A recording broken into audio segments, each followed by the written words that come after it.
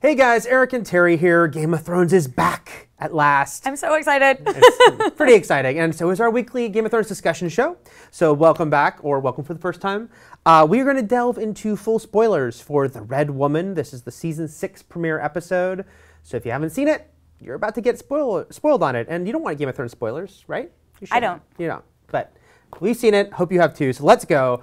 And let's talk about the title of this episode and how it ended. What did you think of that sort of big physical reveal?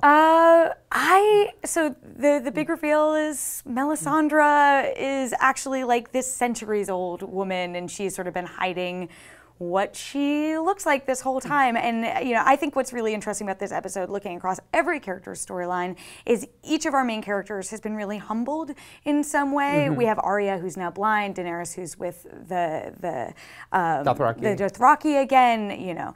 Sansa and Theon have escaped, but really are sort of back to square one when they start off. And Melisandre is this character who had been so firm in her convictions. So for her to be at this point where she's like, Stannis is dead, she comes back, Jon is dead, this person who she was so sure she saw in the flames fighting at Winterfell. I feel like she's really humbled and really in a place we've never seen her before. So to see her completely disrobe, show her true self, only to us, I think really humanized her character and gave us so much more context for who she is, because going forward, we are always going to know that is who she is. We are always going to see her as at her weakest. And going back to the very beginning, we now have that context for who she is. How about for you? Yeah, because she's this imposing, frightening character. She walks in, she's very intimidating. Obviously, has this severe air about her. She's beautiful, makes an impression. So yeah, you see her, not just the fact that she's physically ugly, but the fact that she seems so sort of broken. And we got that earlier in the episode, like you said. I mean, she was sort of backing the wrong horse, like when she realizes that Jon is dead, even though she was so sure about her visions, and that seems to really take the wind out of her sails. So to see her, let down her guard and really uncloak in every way possible there, because it was, I have to tell you, it's funny because when she took off her...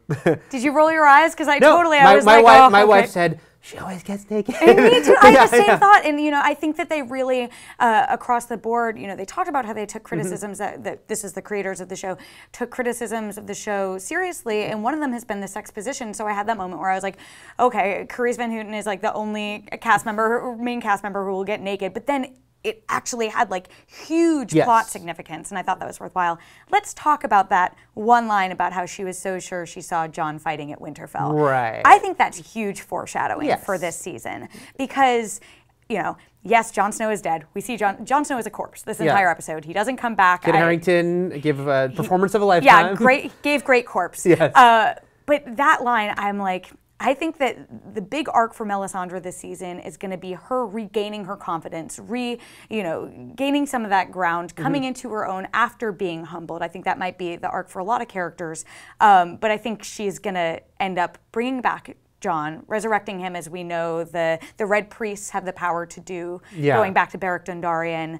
And I think at the end, we could get a revived Jon Snow fighting at Winterfell as she envisioned. Yeah, I think so too. I mean, I don't know if it'll be this season, but I will say that... Or maybe Endgame, you're right. As someone who's very confident that, Jon Snow is dead right now, but that I'm very confident he'll be back one day in some way. I think her prophecy will be true, and it's just as a matter of when and where. This is Game of Thrones. Maybe she'll die without ever seeing it come true, It's true. But and I also think maybe she sacrifices herself to help bring him back. To come back to life. And that would be sort of borrowing a little bit from a big book storyline that they could just translate over to her and to this Jon Snow's arc. Let me ask you, before we move on from Melisandre, let me ask you, you did say something about how she revealed herself as sort of centuries old. Do you think that was like explicit, that she's definitely like actually like this very, very, very old person, or could it just be she's sort of a witch and the idea that that's what she looks like? I had a chance to talk to Liam Cunningham, who plays Davos, and he was the one who said to me she's hundreds of years old.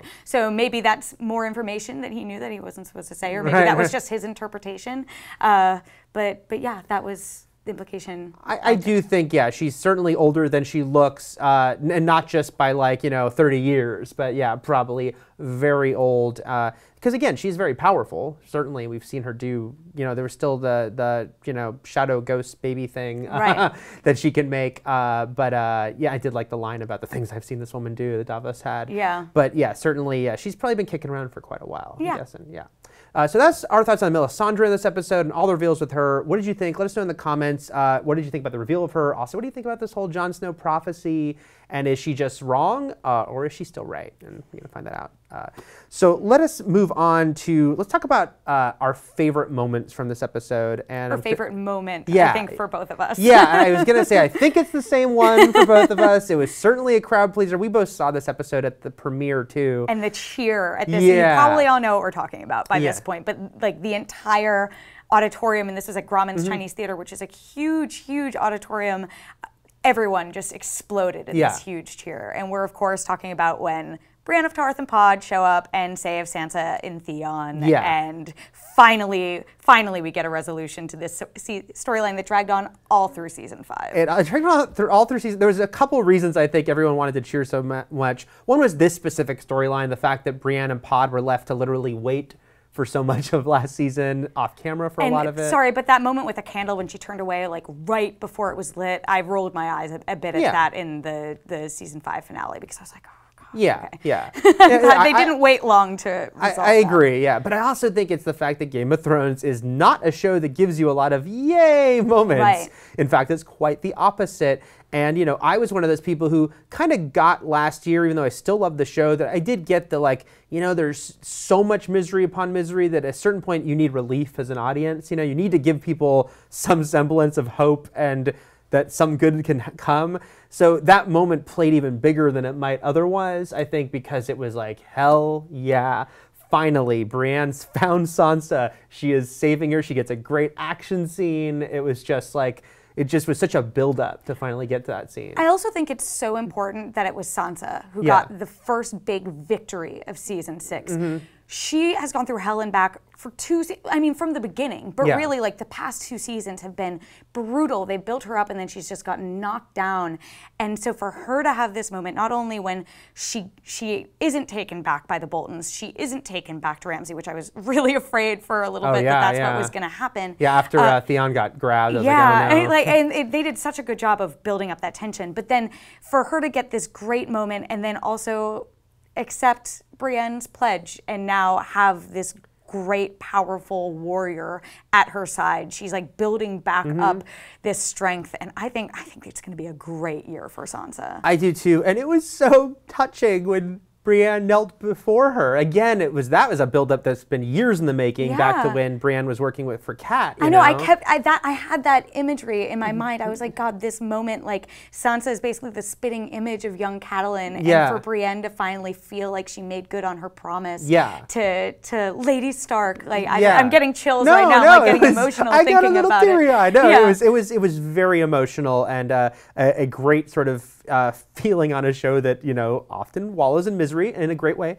And it was even sweet. I loved how Pod had to help Sansa say her part of it, of the oath, because she didn't quite remember it all. I mean, it was all I'm sure it's been a while since she ever thought she would be in a position where that could happen. That was great, a great touch. And we should also mention that Theon, kind of got his big moment killing one of the Bolton men, saved Pod. I know that a question some of us have had going in is, what is Sansa's relationship going to be with Theon? Will she have forgiven him for everything that came before? They didn't really explicitly address it in this episode, but I do think they've got to be past the point of there being baggage between the two of them now. I felt like when they're sort of huddling together and she's freezing from going through the lake, holds her. and he holds her, it's like you felt like, because the idea was, again, it had to be done very quickly on the show, but the idea was Theon was almost like their other brother. Yeah. And that was why it was such a betrayal. And so I felt like in that scene, it's not only are they back to that they're probably closer than they ever were.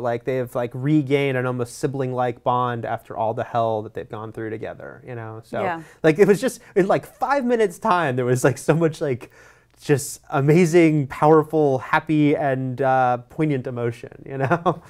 The really fun thing about this season for me, and maybe for you as well, is that like we're going completely off book at this point. We're past the point of really any known knowledge about where this series is going, and so we can theorize about everything, every single episode. And my big theory that I had in this episode, looking at what Sansa is putting together, and also that second trailer that they released for the season, is I think that we are going to see Sansa not necessarily raise an army, but at least be a key part of the resistance in the north that's going up against the Boltons, and also a big part of like getting back Winterfell and facing against the Lannisters as well, but really looking at the Boltons going forward. Because I think what's interesting is in that trailer we see Davos going to the Mormonts. We see Brienne and Pod in River Run with the Tullys, which we now know that they are with Sansa. So I think we can imply that she is going to be there as well. And we also see this amazing shot of Sansa, with this great like stark dress on a horse in an open field. I'm putting together those pieces, and I think she's going to be like a huge player, especially given everything she's learned from Littlefinger and Cersei and everything before then, really getting into a position of power where she has a voice, and she is like one of the only Starks left that is in the public eye that actually can do something about these threats. Yeah. I mean, it was Sophie Turner, right, who said that, this season that fans would be getting the Sansa they've kind of been waiting for a while, right? And yeah, I think, last year, I mean, that was the thing, was coming out of season 4 when we saw sort of dark Sansa and her kind of at Littlefinger's side, and seemed like she was really kind of like embracing the Game of Thrones in the sort of manipulation sense.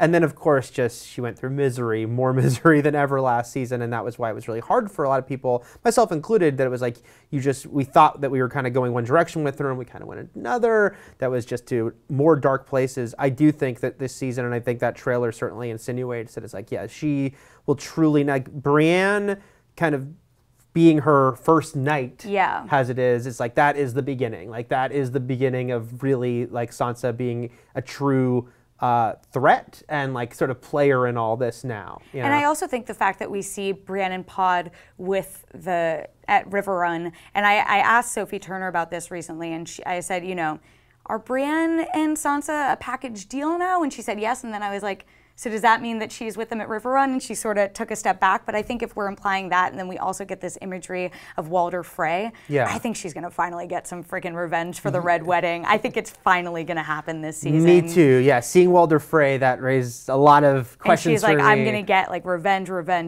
Yeah, and I think I hope it goes in that direction, because I think that would be super satisfying. And like you said, she's really kind of the only one in the position to right now. I mean, most of her siblings are dead.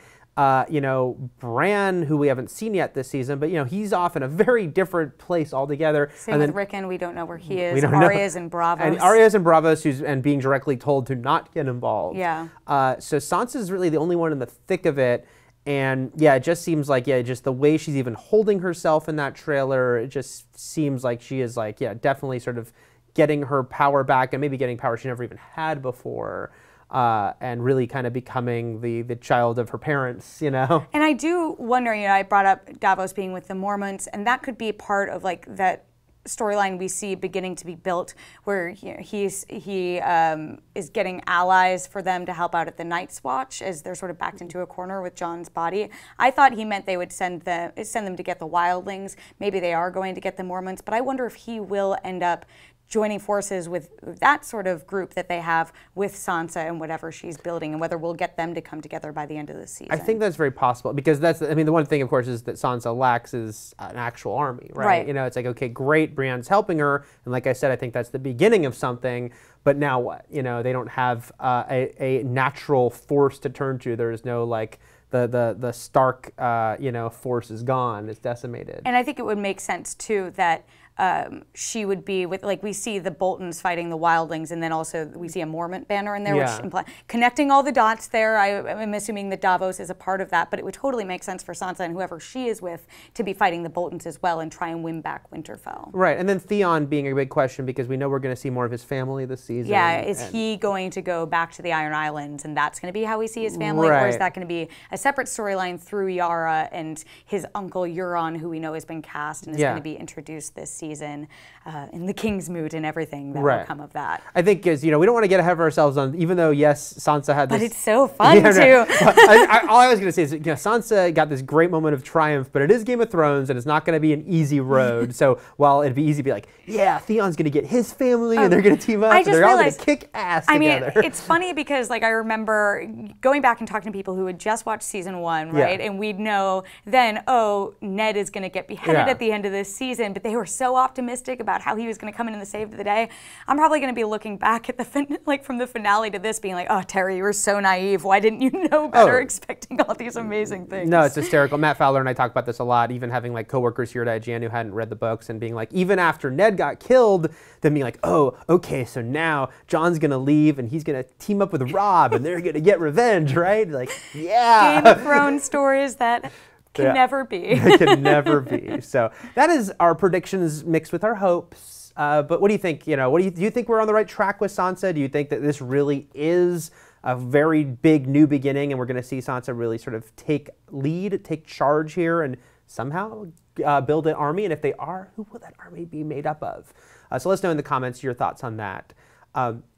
So let's turn to the books, and this is a weird subject now, right? Because it used to be we'd have to be like a very clear, like, okay, now we're going to go into stuff in the books they haven't gotten to on the show. And like need a spoiler warning for that, but we're sort of, every single storyline in this episode was not in the books. Right. Not even like different, but just not in the books. Yeah. But now, of course, we're going into things, and we don't know, we're not going to know the answer for years to the fact of how much is the show directly now, quote unquote, spoiling the books versus just taking its own path, and we're not going to know for a while.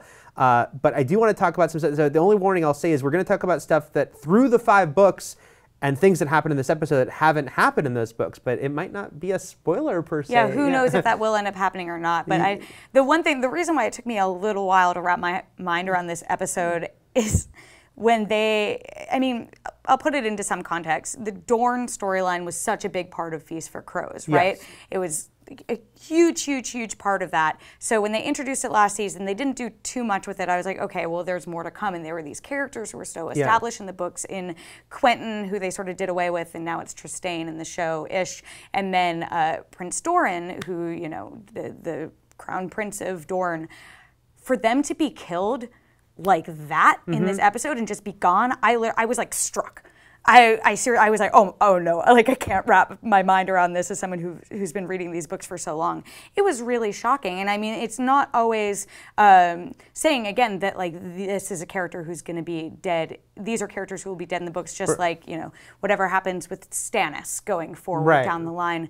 But I still can't really wrap my mind around what that means and what they're going to do with the Dorne storyline from there. That was interesting because the Dorne storyline, by and large, was not a popular one last year on the show. I certainly wasn't a big fan of it, and I was really disappointed because the idea of like Jaime and Bronn teaming up and going to this new land sounded. And the Sand Snakes are like so cool in the books. It should have all been awesome, and then it really dragged, and it was kind of like a part of the season that I felt just didn't work.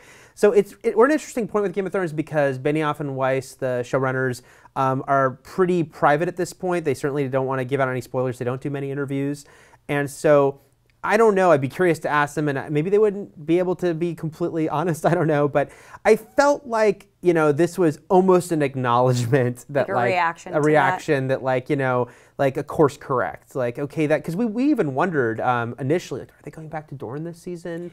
Given it didn't really work last year, but there's still some stuff to deal with.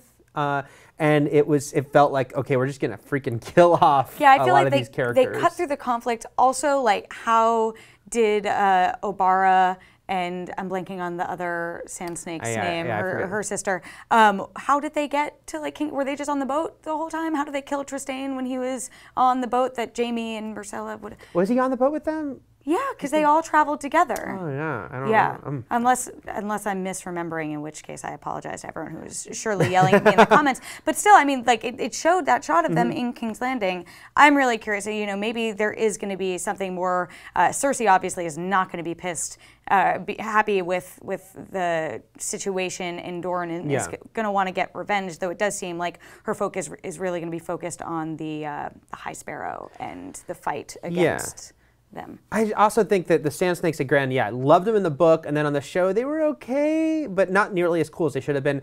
And I was like, okay, well, that was a pretty badass scene for them. I mean, you know, certainly the Trystane death. The Trystane death, sure. And the whole, like, which one, and yeah, the spear through the face, which is one of the more graphic deaths, which is saying something for this show. It just seemed like, I felt like there was a lot of, again, it you know, it was kind of funny because we don't really know for sure, but I felt like there was a bit of a reaction and maybe even acknowledgement. You know, they might just not have been happy themselves with how the Dorne storyline works. So they're like, okay, let's kill a couple of these characters and let's make these characters that we wanted to be cooler. Yeah. And so like instantly up their threat level. I'm curious to see if it's going to win back any fans of the Sand Snakes. I mean, it didn't make me necessarily like them anymore. I did think killing Doran off was sort of a waste of Alexander Siddig, who's a really talented actor. Yeah, never really had a lot to do on this show. Yeah, but I do think,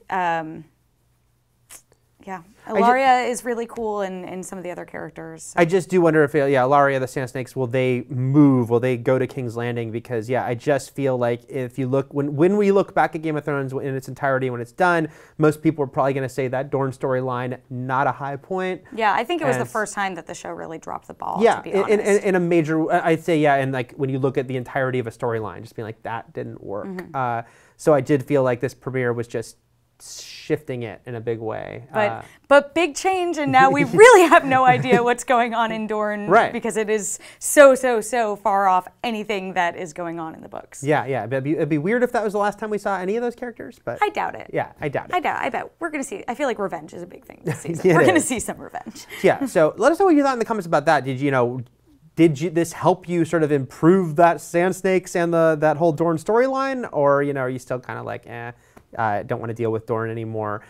There is a lot to talk about with Game of Thrones every week, and a ton of characters, and I know we didn't go into like details. We focus on the biggies to us. Yeah, and certainly, not to say that Tyrion and Dany and Cersei aren't huge characters. It's just this episode they didn't have as much as some others. So don't worry, we'll be getting to them. But if there's anything you want to talk about in the comments, please feel free about specific storylines that really excited you. Let us know in there.